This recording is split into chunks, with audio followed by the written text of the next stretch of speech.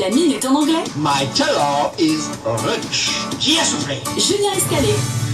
Hello everyone! Ce matin, je vous parle d'un mot à la mode que l'on a entendu dans une émission de télé-réalité, swag. Aujourd'hui, swag est décliné à toutes les sauces. Utilisé comme une expression, un adjectif et même un verbe, on s'y perd. Mais quelle est son origine et que signifie-t-il réellement?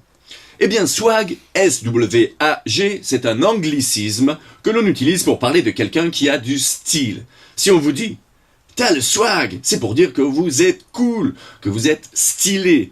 Alors, soit par vos vêtements, soit par votre comportement. En fait, swag, c'est la version courte du verbe « to swagger », qui signifie « marcher en frimant », marcher en se la racontant. Alors, si vous voulez savoir, moi, je disais déjà swag en 2010. Pour moi, c'est un synonyme de beauf aujourd'hui.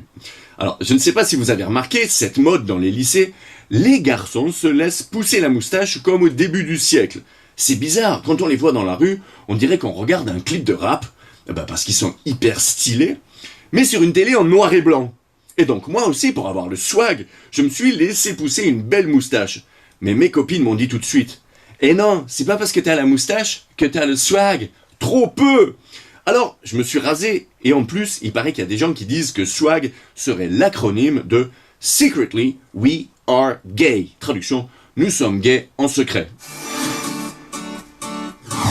En fait, le swag, tu l'as ou tu l'as pas. Je dirais en résumé, pour avoir le swag, fais gaffe à comment tu te sapes, mais fais en sorte qu'on ait l'impression que tu n'as pas fait gaffe à comment tu te sapes. Car au fond, le swag, c'est ça.